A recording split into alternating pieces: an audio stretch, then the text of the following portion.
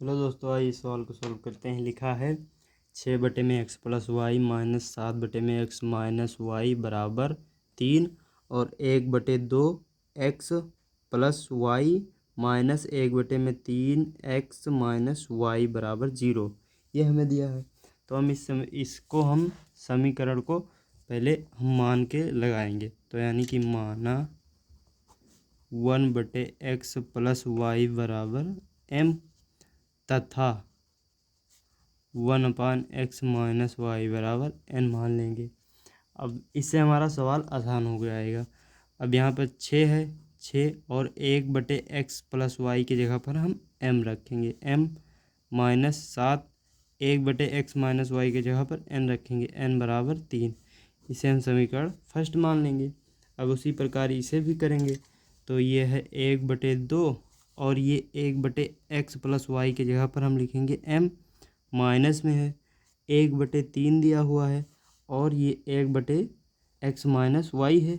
x - y की जगह पर n रखेंगे, बराबर में हमारा 0 दिया हुआ है।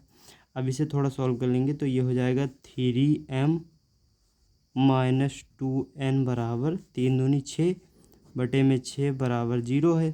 तो इसे और सॉल्व करेंगे तो ये 6 उधर भेजेंगे तो 0 हो जाएगा, यानी कि 3m - 2n बराबर 0। इसे समीकरण सेकंड मान लेंगे। अब समीकरण सेकंड है और समीकरण सेकंड में हम विलोपन मतलब फर्स्ट और सेकंड में विलोपन विधि का प्रयोग कर देंगे। तो यहाँ पर लिखेंगे कि समीकरण 2 में 3 से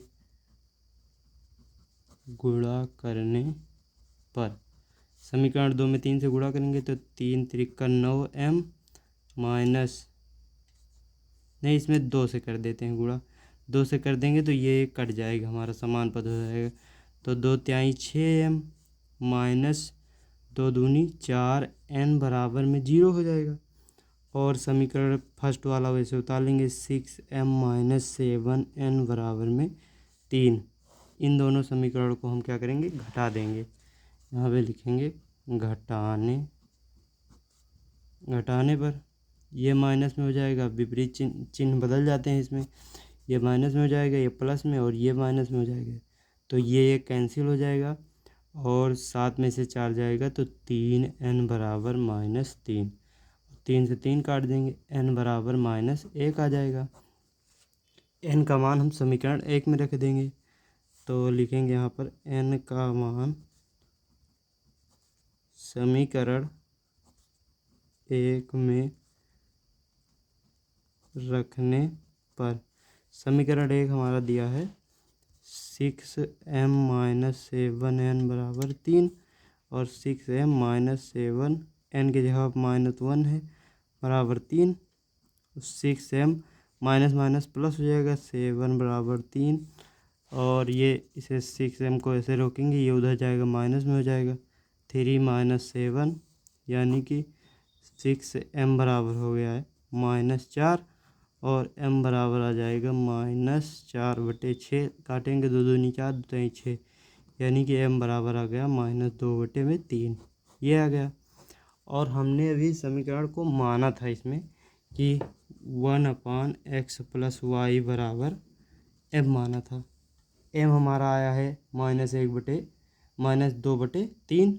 तो यहाँ पर रखेंगे इसमें, ये हमारा हो जाएगा 1/(x+y) बराबर -2/3। ये हो गया। अब इसे हम पलट देंगे तो ये हो जाएगा x+y बराबर -3/2। इसे हम समीकरण 3 मान लेते हैं। और इसी प्रकार हमने माना था 1/(x - y) बराबर n। n की वैल्यू हमें -1 दी हुई है, तो 1/(x - y) बराबर -1 हो जाएगा। और इसे भी पलट देंगे तो ये हो जाएगा x - y बराबर -1। इसे हम समीकरण 4 मान लेते हैं। अब लिखेंगे यहाँ पर समीकरण, देखिए इसमें -y है, इसमें +y है, तो इन दोनों को जोड़ने पर हमारा y विलुप्त हो जाएगा। तो यहाँ पर लिखेंगे कि समीकरण 3 व 4 को जोड़ने पर, समीकरण 3 व 4 को जोड़ने पर, तो यहाँ पर जोड़ेंगे समीकरण 3 हमारा दिया हुआ है एक्स प्लस वाई बराबर -3/2 और समीकरण 4 दिया है एक्स माइनस वाई बराबर में -1।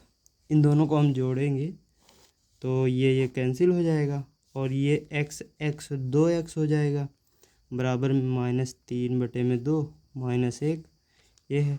इसे और सॉल्व करेंगे 2x बराबर -3 गुणा कर देंगे -2/2 2 इधर लाएंगे तो बटे में चला जाएगा यानी कि x बराबर -5/2 से गुणा करेंगे 4 यानी कि x बराबर का हमारा आ गया -5/4।